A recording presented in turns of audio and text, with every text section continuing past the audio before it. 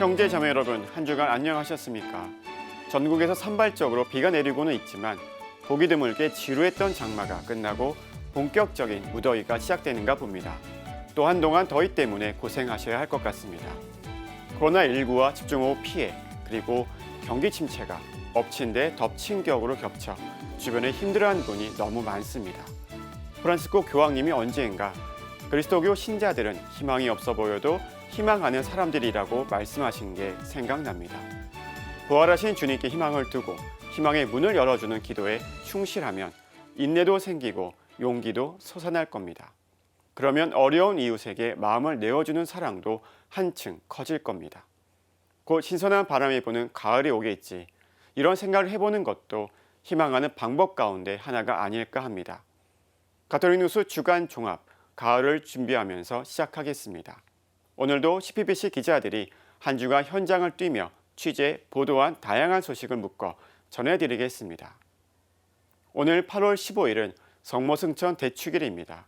서울대교 구장 염수정 추기경을 비롯해 전국 교구의 교구장 주교들이 성모승천 대축일 메시지를 내고 평화에 모으신 성모님께 우리 사회와 한반도의 평화를 위해 기도를 바치자고 호소했습니다. 아울러 성모승천 대축일의 의미와 유래도 전해드립니다. 함께 보시겠습니다. 평양교구가 내일 평화의 모호로 불리는 파티마 성모에게 봉헌됩니다. 1927년 평양교구가 설정된 지 83년 만의 일입니다. 서울대 교구장이자 평양교구장 서리인 염수정 추기경은 성모승천 대축일 메시지에서 해방 75주년과 6.25 전쟁 발발 70주년을 맞이한 뜻깊은 올해 평양교구를 파티마 성모께 봉헌하기로 했다고 밝혔습니다. 봉헌식은 내일 낮 12시 서울대교구 주교조합 명동대성당에서 성모승천 대축일 미사 중에 열립니다. 염추기경은 봉헌식 장소가 평양이 아닌 서울이지만 평양교구와 서울대교구의 영적 일치성을 감안할 때 중요한 의미를 지닌다고 설명했습니다.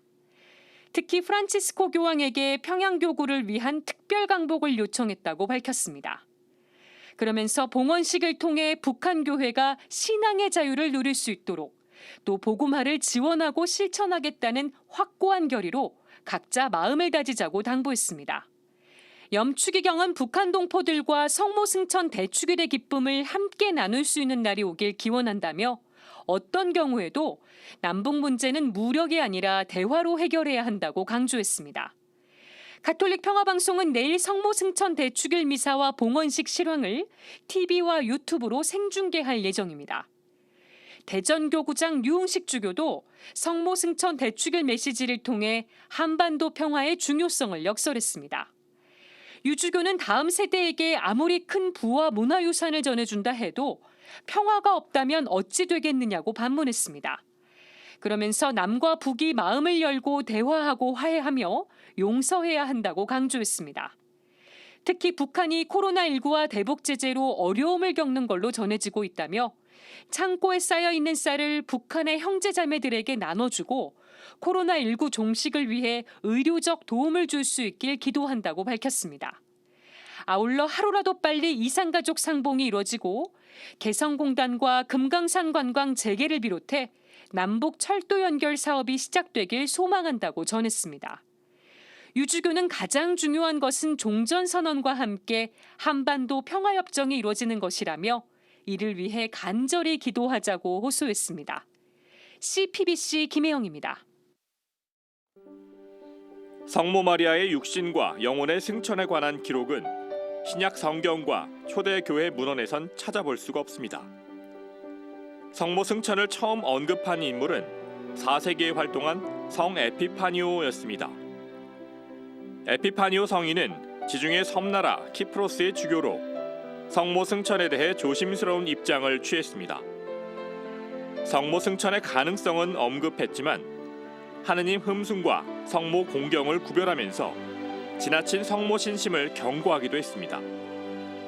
당시엔 성모 공경과 신심이 아주 활발해 그노시스주의, 즉 영지주의적 경향의 신약 성경 외경 가운데 성모 승천이 언급됐습니다.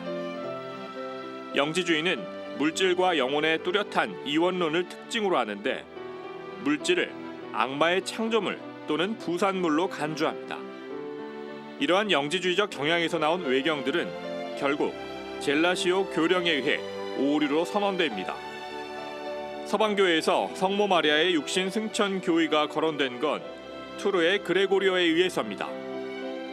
동방교회에서는 크레타의 안드레아, 아레오파지타의 디오시니오가 쓴 논술, 하느님의 명칭들에서 성모 승천을 증언하는 구절을 발견할 수 있다고 전해집니다. 성모 승천 교리가 신학적인 근거를 갖고 대두된 건 8에서 9세기입니다. 이후 대알베르토, 토마스 아퀴나스, 보나벤투라 성인과 18세기에 재임한 교황 베네딕토 14세에 의해 성모 승천 교의가 재확인됩니다. 이를 계기로 교황들은 성모 승천 교의를 공식화하라는 요청을 끊임없이 받았습니다. 결국 1950년 11월 1일 교황 비오 12세에 의해 성모 승천 교리가 믿을 교리로 선포됩니다. 가톨릭 교회가 성모 승천 교리를 신학적으로 연구한 지 1000년여 만에 얻은 결실입니다. 제2차 바티칸 공의에서는 성모 승천에 관해 티 없이 깨끗하신 동정녀께서 조금도 원죄에 물들지 않으셨으며 지상 생활을 마치신 뒤 영혼과 육신이 천상 영광으로 부르심을 받으셨다고 확인했습니다. 성모 승천을 기념하는 축일은 4세기 안티오키아에서 시작된 것으로 알려져 있습니다. 하지만 공적으로 지켜진 곳은 5세기 초 예루살렘이었는데 바로 8월 15일 하느님의 어머니 축일입니다. 성모 승천 대축일을 8월 15일에 지내게 된 것은 하느님의 어머니 축일에 기원을 두고 있습니다. CPBC 이심입니다. 방금 기자가 염수영 추기경이 이번 성모 승천 대축일 미사에서 평양교구를 성모님께 봉헌한다고 전해드렸는데요. 프란치스코 교황님이 이 봉헌에 대해 특별히 축복의 메시지를 보내주셨습니다. 교황님은 이 메시지에서 우리 마음속에 변화가 일어날 수 있도록 생명 존중의 문화와 화해와 형제 그리고 한반도의 지속적인 평화를 위해 함께 기도하자고 하셨습니다.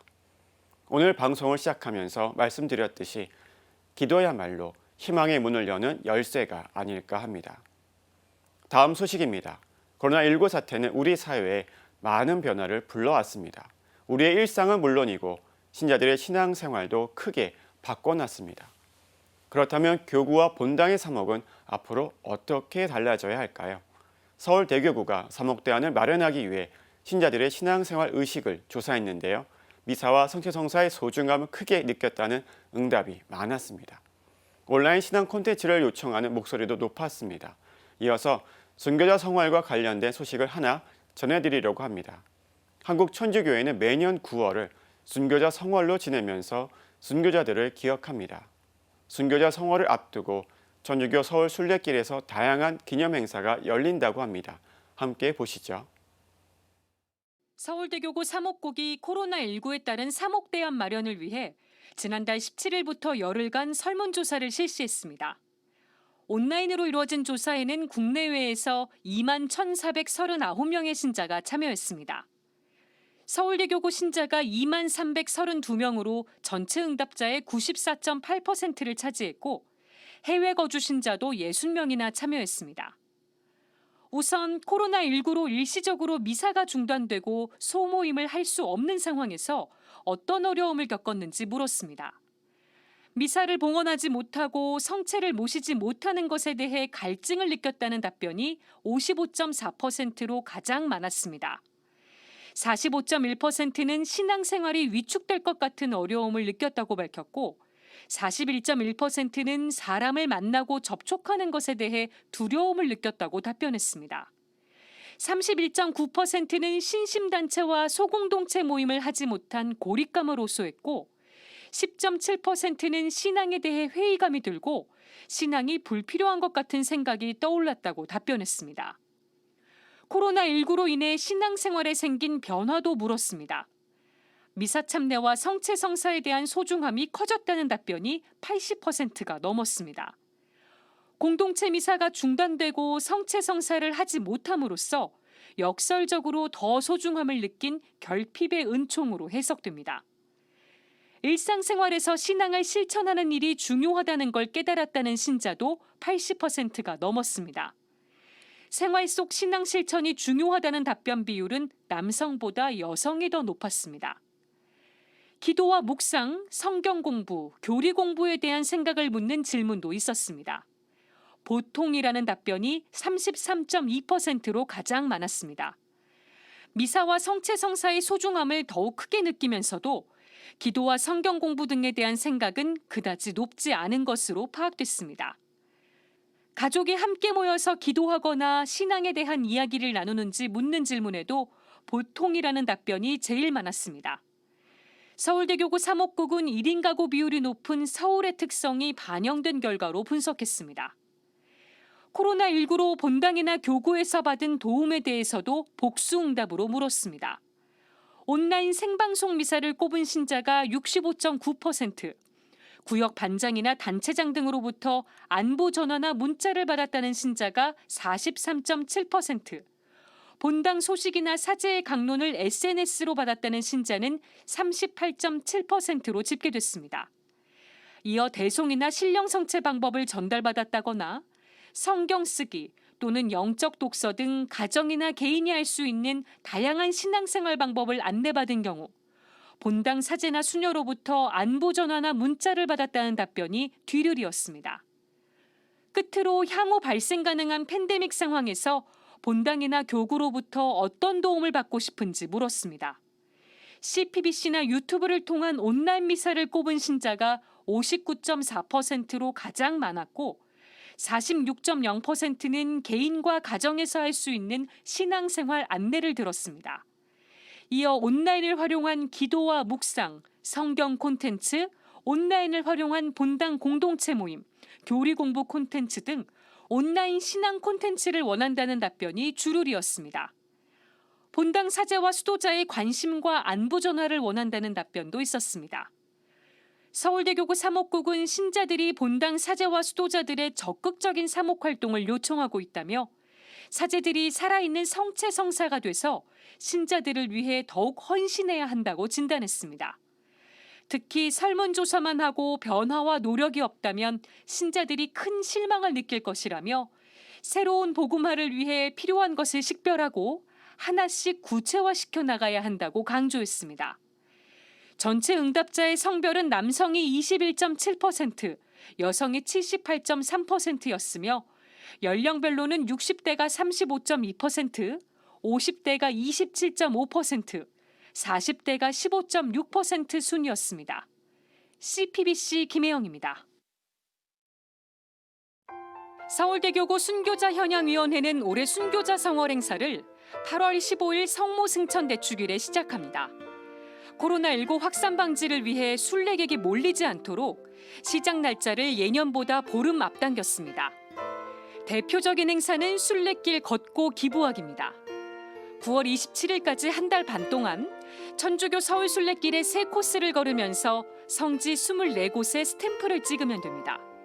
순례자 여권은 명동 서울대교구 역사관과 삼성산 성지, 새남터 순교 성지, 서소문박 내거리 순교 성지, 중림동 약현성당과 가회동 성당 등 11곳의 지정기부처에서 5,000원 이상 기부하고 구입할 수 있습니다. 스탬프를 모두 찍어 9월 27일 순교자 성월을 닫는 미사에 참석해 제출하면 축복장을 받을 수 있습니다. 순례자 여권 세트 구입을 위해 기부한 금액은 모두 이웃사랑 실천 기금으로 전달됩니다. 청소년과 청년들이 스마트폰 어플리케이션으로 참여할 수 있는 행사도 있습니다.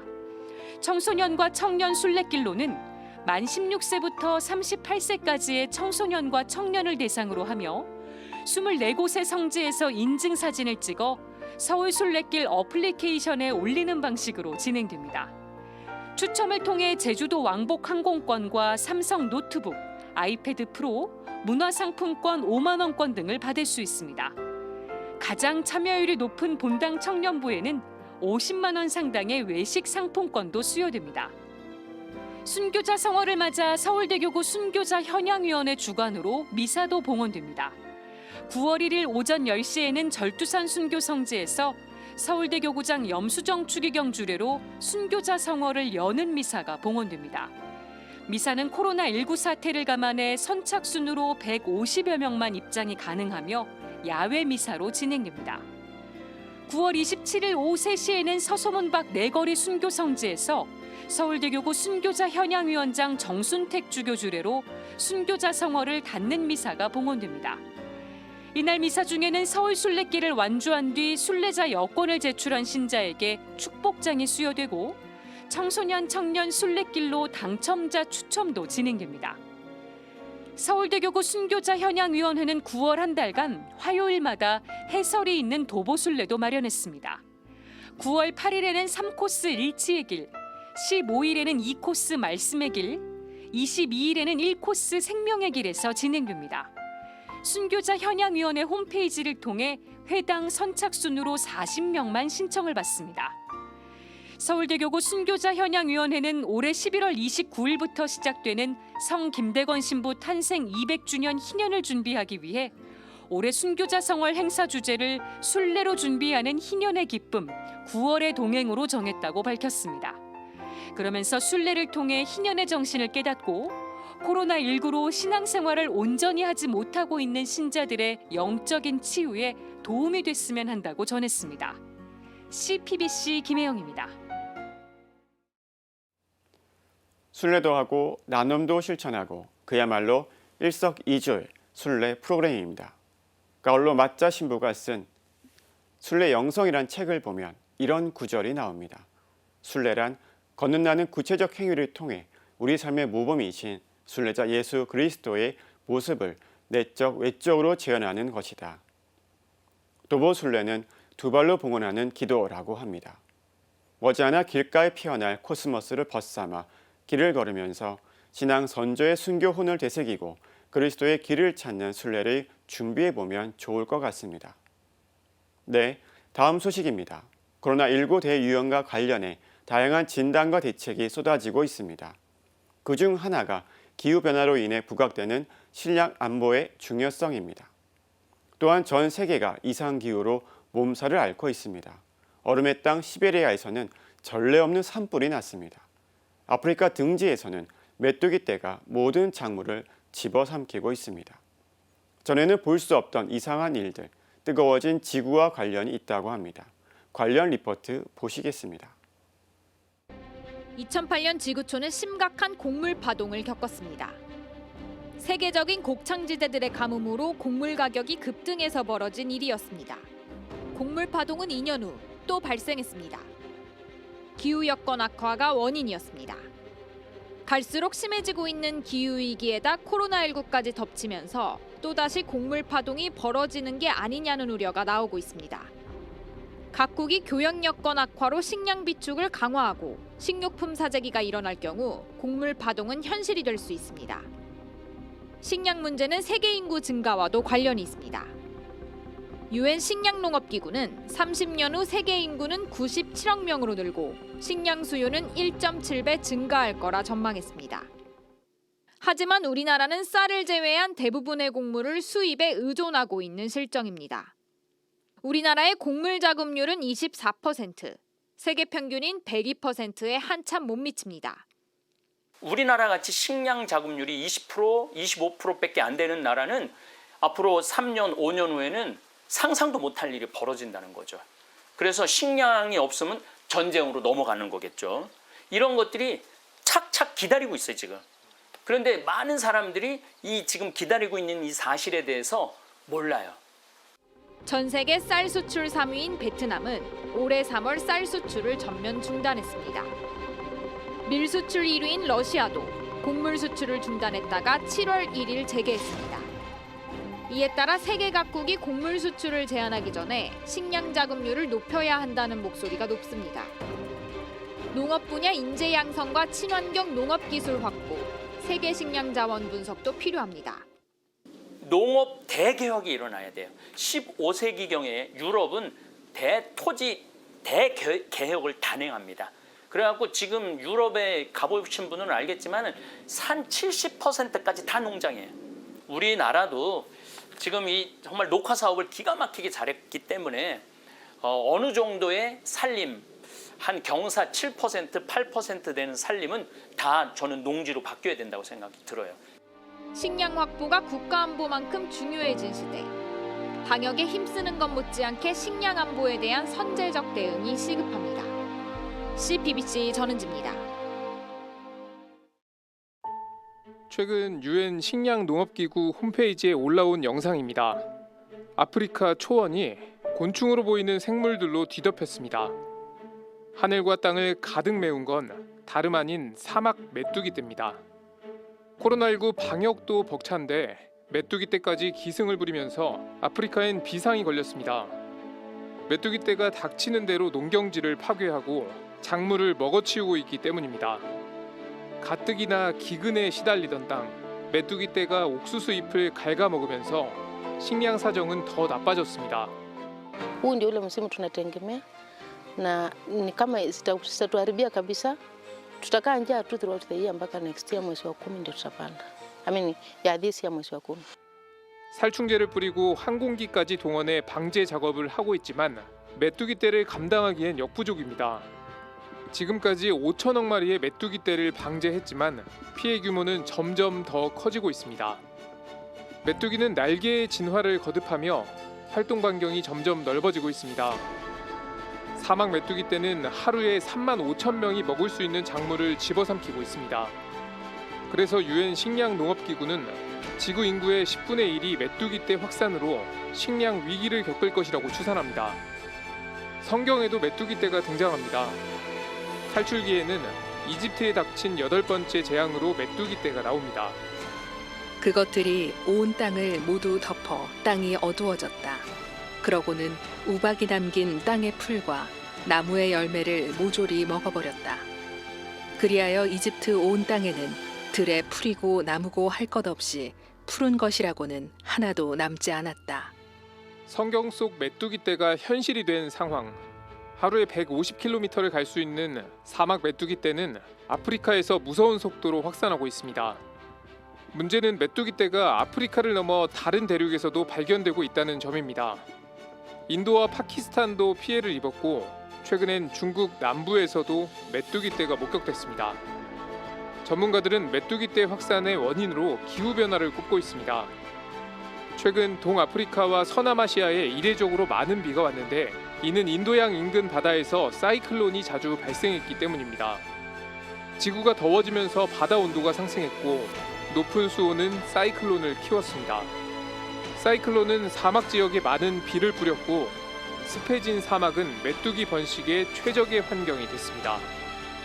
메뚜기떼의 다음 행선지 한반도가 될 가능성도 배제할 수 없습니다. 특히 메뚜기떼 때문에 발생한 식량 위기는 우리나라에도 영향을 줄 수 있습니다. 상황이 심각해지자 우리 정부는 식량 상황이 악화된 지역에 400만 달러 규모의 인도적 지원을 하기로 했습니다. 전문가들은 기후변화를 막지 못하면 곤충의 역습이 더 자주 발생할 것이라고 경고하고 있습니다. 지금까지 앵커 리포트였습니다. 기후변화 문제는 하루라도 빨리 대책을 세우고 너나 없이 함께 실천해야 할 문제입니다. 경제적 손익과 국가 간 이익이 인간의 생명보다 중요할 수는 없습니다. 화제를 바꿔보겠습니다. 요즘 젊은이들을 보면 어깨가 축 처져 있습니다. 학업과 취업, 결혼, 뭐 하나 쉬운 게 없어서겠죠. 이럴 때일수록 밥은 든든히 먹고 다녀야 합니다. 서울 정릉시장에 단돈 3,000원으로 김치찌개를 먹을 수 있는 식당이 있습니다. 바로 이문수 신부가 3년 전 문을 연 청년밥상 문간인데요. 서울 은평구에 2호점이 있다는 사실 알고 계신가요? 더군다나 2호점은 목사가 운영하고 있는데요. 어떤 식당인지 기자가 찾아가 봤습니다. 이어서 요즘 청년들 사이에서 인기를 끄는 MBTI 검사에 대해 알아봤습니다. 자신의 성격을 파악할 수 있게 도와주는 심리 검사인데요. 하지만 주의할 점이 있습니다. 검사 결과를 섣불리 신앙과 연결지어 생각해선 안 된다는 지적입니다. 어떤 내용인지 보시겠습니다. 김치와 두부, 라면 사리가 듬뿍 든 냄비가 불 위에 올려집니다. 김치찌개를 만드느라 분주한 이는 청년밥상 문간 2호점 주인장 최운영 목사입니다. 미국 LA에서 담임 목사로 활동했던 최 목사는 2년 전 SNS에서 이문수 신부의 청년밥상 문간에 대한 기사를 접하고 한 걸음에 귀국했습니다. 기사 보자마자 그 다음 주에 바로 비행기 타고 들어왔죠. 들어와서 신부님 찾아가서 밥 한 끼 먹고 딱 먹는데 되게 맛있는 거예요. 야, 이거 정말 좋다. 그래서 신부님께 내가 이거 좀 하겠다. 하나 더 합시다. 이 식당 좋은 식당 맞아요. 그러니까 맞대. 그러면 좋은 거 하나 더 있으면 더 좋잖아. 그렇게 그 자리에 그냥 오케이. 사실 최 목사 말고도 2호점을 하고 싶다는 사람은 많았습니다. 하지만 이 신부는 최 목사의 진정성에 흔쾌히 2호점 개점에 동의했습니다. 굉장히 진지하게 이렇게 그 목사님께서 이게 생각하시는 게 굉장히 흔히 말하는 진정성이 느껴졌었어요. 그래서 저도 이제 되게 기뻤고 놀라웠고. 최 목사는 곧바로 미국 생활을 접고 2호점 개점을 준비했습니다. 수개월간 한국과 미국을 여러 번 오가고 이 신부의 빈자리를 메꿔가며 열심히 일을 배웠습니다. 신부님이 피전 가시는 일주일을 제가 거기 가서 일주일 일을 했어요. 예, 배워야 되니까. 그래서 이제 일주일 동안 매일 아침에 출근하고 저녁에 퇴근하면서 이걸 이제 분위기하고 익히고 다시 미국 들어오고 그렇게 2번 더 와서 가게 계약하고 뭐 하려고 마음 먹고 왔으니까 처음부터. 예. 그렇게 해서 2018년 10월 청년밥상문간 2호점이 문을 열었습니다. 두 성직자는 김치찌개 재료를 나누며 서로에게 든든한 조력자가 되고 있습니다.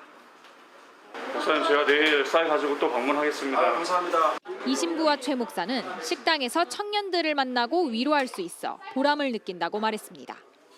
2년 가까이 해보니까 이 밥집의 존재 자체가 청년들에게 주는 메시지가 있어요.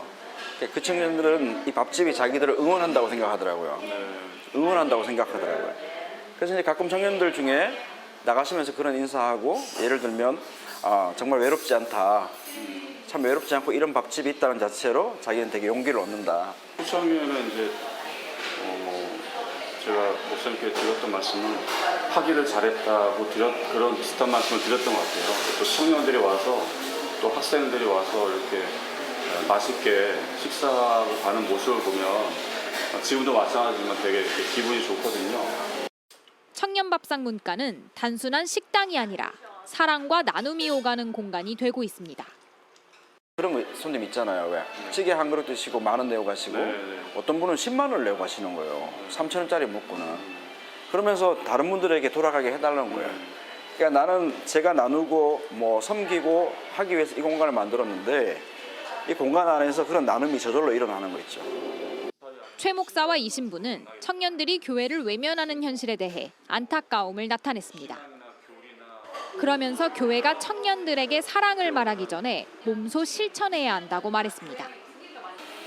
일단은 청년들이 쉽게 다가올 수 있는 그런 곳이어야 될 것 같아요. 그러니까 종교적인 이유로만 오는 게 아니라 나 뭐 성당 다녀야지, 교회 다녀야지 이래서 오는 것보다 그것도 있지만 뭔가 위로받고 싶을 때 이제 생각하고 찾을 수 있는 그런 곳이 되어야 되지 않을까.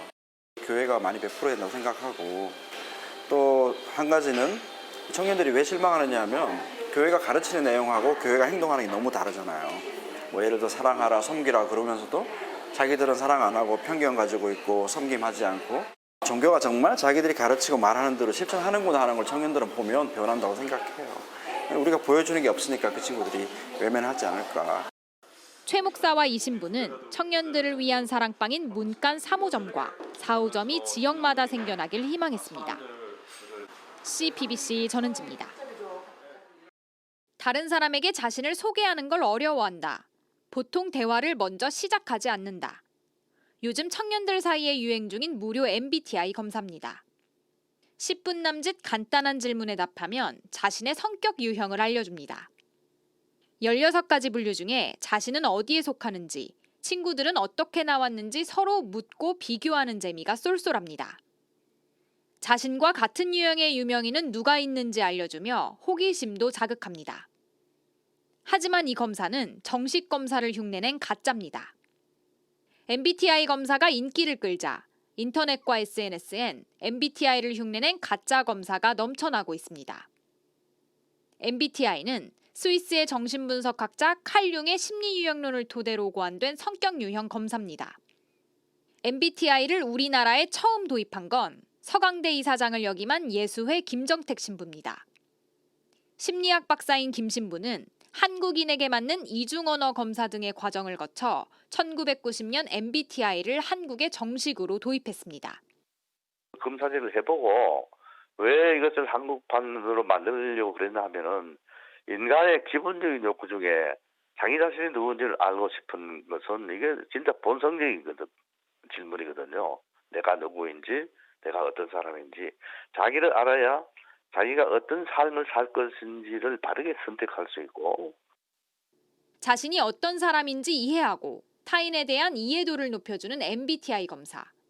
김 신부는 최근 젊은이들 사이에서 MBTI가 인기를 끄는 이유에 대해 불안한 사회 속에서 미래를 고민하는 이가 늘었기 때문이라고 분석했습니다.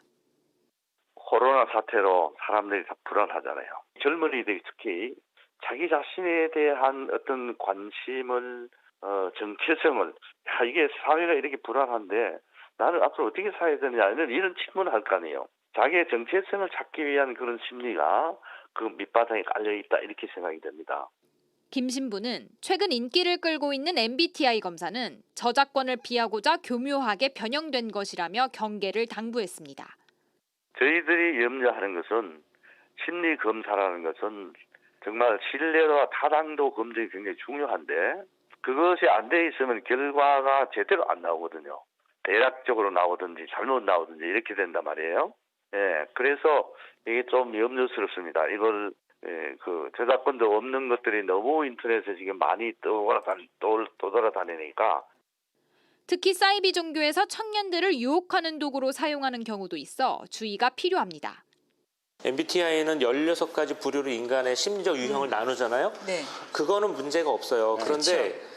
이 16가지 유형에 들어가서 너는 어떤 유형이니까 너의 운명을 거기서 정해주는 거예요. 당신은 이런 장점이 있고 이런 단점이 있는데 이 단점을 극복하기 위해선 내가 하는 대로 해야 한다. 부족처럼.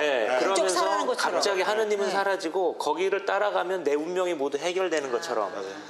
따라서 MBTI 검사 진행과 결과 해석은 전문가와 함께하는 게 바람직합니다. 검사 결과를 섣불리 신앙과 연결짓는 건 위험합니다. 인간 존재는 사실 하나님께서 만드신 하나님의 모상이죠. 네. 인간 존재는 늘 끊임없이 이제 되어가는 존재고 진화합니다. 발전하지요. 근데 그 인간 존재는 마치 딱딱딱 바둑판에 뭐 이렇게 놔 있는 것처럼 이미 다 정해져 있는 것처럼 얘기하는 게 굉장히 자기 개발과 성장을 돕고 타인을 이해하는 데도 도움을 줄 수 있는 MBTI.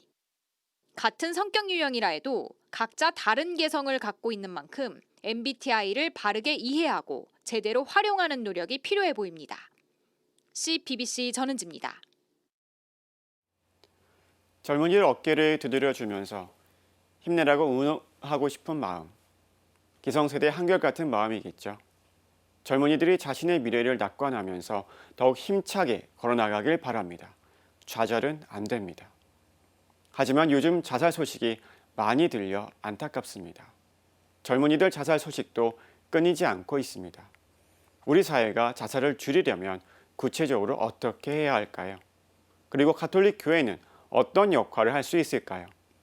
한마한모운동본부가 전문가들과 자살 문제를 진단하는 대담을 진행했습니다. 그리고 가톨릭 자살 예방 매뉴얼을 만들 계획이라고 합니다. 함께 보시죠. 최근 유명인들의 극단적인 선택이 이어지면서 우리 사회는 충격에 빠졌습니다. 이런 와중에 언론들의 보도는 자살 보도 권고 기준과는 거리가 멀었습니다. 무리한 속보 경쟁에다 사실관계 오유, 선정적이고 자극적인 내용까지 죽음을 상품화한다는 지적이 나왔습니다. 조용상 마인드플레이스 팀장은 한마음 한몸 운동본부가 유튜브 라이브로 진행한 대담에 출연해 언론들의 부적절한 보도 행태를 비판했습니다.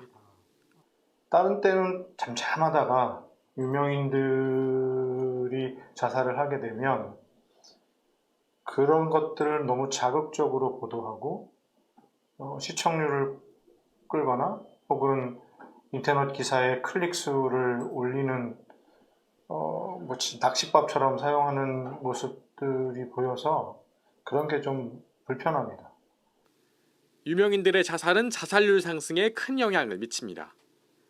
이른바 베르테르 효과로 불리는 모방자살 현상 때문입니다. 상담 전문가인 황순찬 성공회대 교수는 유명인의 자살 이후 자살률이 1년 전보다 46% 이상 오른 경우도 있다고 설명했습니다. 그러면서 해외에선 미디어의 신중한 보도로 모방 자살을 낮춘 사례가 있다고 설명했습니다. 사회적으로 이제 언론이라든지 모든 이제 사회 각계각층에서 방송을 어떤 식으로 했냐면 자살 사건을 위주로 방송한 게 아니라 이 자살이 어떻게 사회적으로 영향을 미칠 수가 있고 그렇기 때문에 지금 힘드신 분들이 이런 기관에서 상담을 받거나 도움을 요청하시라는 방송을 계속 지속적으로 방송하면서 실제로 그 암시 효과나 모방 자살이 확 줄어드는 그런 이제 양상을 나타냈거든요. 자살 예방을 위해 교회 구성원들의 태도 변화가 필요하다는 목소리도 나왔습니다. 한마음 한몸 운동본부 자살예방센터장 차바운화 신부는 어려운 이들이 교회를 찾아와도 마음의 안식을 찾지 못하는 경우가 있다고 지적했습니다. 나도 저렇게 될 수 있으니까 도와줘야지가 아니라 오히려 그걸 보고 싶어 하지 않고 좀 밀어내고 배척하는 그런 모습을 갖게 하는 것 같아요. 그래서 오히려 그런 사람들을 찾아 나서기보다는 오히려 외면하는. 한마음 한몸 운동본부는 올해 4월부터 4차례에 걸쳐 우리 사회의 자살 문제를 돌아보고 대책을 모색하는 마음 치유를 위한 대담을 진행했습니다. 대담에선 코로나19와 이후의 교회, 가족 단위 자살에 대한 교회의 입장, 자살 예방에서 종교의 역할, 한국 사회의 자살 현상 등을 주제로 심도 깊은 이야기가 오갔습니다. 한마음 한몸 운동본부는 대담에서 논의된 내용을 바탕으로 가톨릭 자살 예방 매뉴얼을 만들 계획입니다. 마음 치유를 위한 대담은 한마음 한몸 운동본부 유튜브 채널에서 다시 볼 수 있습니다. CPBC 장현민입니다. 우리나라 장마는 보통 6월 말부터 7월 말까지 한 달간 이어집니다. 이 기간에 평균 400에서 650mm 정도의 강우량을 보이고 있죠. 그런데 올해 장마는 유난히 길고 비도 많이 내렸습니다. 북극의 이상 고온으로 찬 공기가 중위도까지 밀려오면서 북태평양 고기압의 확장을 막아 무더위 대신 비가 계속 내린다고 합니다. 기상청 예보에 따르면 이번 주말에도 곳에 따라 비가 내립니다. 이 예보가 맞으면 50일 넘는 역대 최장 기록을 깰 것 같습니다. 이번 장마 기간에 내린 집중호우로 재산 피해가 아주 컸습니다. 인명피해도 많아서 약 50명이 숨지거나 실종됐습니다. 장마가 끝나면 본격적으로 복구 작업이 시작될 겁니다. 물적 피해는 시간이 지나면 조금씩 회복되겠지만 가족을 잃은 고통과 슬픔은 복구가 쉽지 않습니다. 가족을 잃은 상실의 스트레스는 스트레스 지수 중에서도 최고 단계입니다. 많은 사람이 이 상실의 감정만으로 심각한 우울증 증상을 보이기도 합니다. 특히 상실이 급작스럽고 예측하지 못한 경우일수록 그런 경향이 더 뚜렷합니다. PTSD, 외상 후 스트레스 장애는 전쟁이나 고문, 자연재해, 사고 등 정신적으로 외상을 입을 만큼 심각한 사건을 경험한 후에 발생하는 불안 장애를 의미합니다. 가족의 죽음이나 사고 목격만으로도 정신적으로 큰 충격을 받습니다. 이 질환은 베트남 참전 용사들의 전후 사회 부적응 사례를 통해 그 개념이 미국에 알려지기 시작했습니다. 전쟁 영화 람보는 사실 슈퍼히어로 영화가 아니라 바로 이 PTSD를 고발한 사회 영화입니다. 지옥 같은 전쟁터에서 오랫동안 생존 위협에 시달린 병사들이 극심한 스트레스 때문에 일상생활에 적응하지 못하는 비극을 보여준 영화입니다. 조선대 직업환경의학과 이철갑 교수는 신체적인 손상을 당할 때 정신적, 심리적인 충격도 받는데 심한 경우에는 자살에 이르는 경우가 있다. 어떤 사람들에게는 그런 정신적, 심리적 손상이 영구적으로 남아서 큰 문제가 된다. 그렇기 때문에 초기에 발견해서 예방해 주는 것이 중요하다라고 말합니다. 어느 정도 시간이 지났다고 해서 고통과 상처가 자연스럽게 아물거나 잊혀지지 않는다는 얘기입니다. 그리고 회복 기간이 경우에 따라서는 평생이 걸린다고 합니다. 1971년에 데뷔한 포크락 가수 이장희는 많은 히트곡을 남겼는데 얼마 전의 영화 세시봉에서는 그때 이야기를 다루고 있습니다. 그 중에서도 88년에 발표한 안녕이란 두 글자 너무 짤조란 곡이 있습니다. 아픈 것처럼 안녕이란 두 마디는 너무 짧죠. 그 누구가 이 단어를 만들었는지 내 심장을 도려내는 이 아픔을 어찌 그리 간단하게 표현했나요? 사람들은 아무리 고통이 크더라도 앞으로 살아가야 하니 그만 잊으라고 쉽게 말합니다. 고통에서 오랫동안 벗어나지 못하는 사람에게는 미련하다고 야단치기까지 합니다. 그러나 그런 말들은 오히려 더 큰 상처가 됩니다. 넘어지거나 부딪히면 상처가 생기고 피가 나죠. 시간이 지나면 상처 위에 딱지가 앉습니다. 딱지는 피 속에 있는 혈소판이 상처로 몰려와 엉겨붙어 만들어진 덩어리인데요. 딱지는 피가 나는 것을 막아주고 세균이 상처를 통해 우리 몸에 들어오지 못하게 해줍니다. 딱지 아래에서는 백혈구가 이미 들어온 세균들을 없애고 피부도 새롭게 만듭니다. 상처가 다 나으면 딱지는 저절로 떨어집니다. 그렇기 때문에 딱지를 억지로 떼어낼 필요가 없습니다. 상처가 아물고 새 살이 생길 때까지 끈기 있는 기다림이 필요할 뿐입니다. 예수님을 부인하고 통곡하는 베드로를 바라보시는 그 예수님을 그린 성화입니다. 베드로를 바라보신 예수님의 마음이 얼마나 아프셨을까요? 고통과 슬픔에 빠진 사람에게 필요한 것은 논리나 지적이 아니라 위로와 격려, 공감입니다. 그리고 긴 시간의 기다림이 필요합니다. 그래서 예수님이 약속하셨습니다.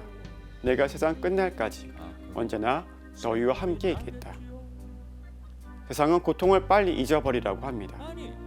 빨리 잊는 것이 더 좋은 거라고 합니다.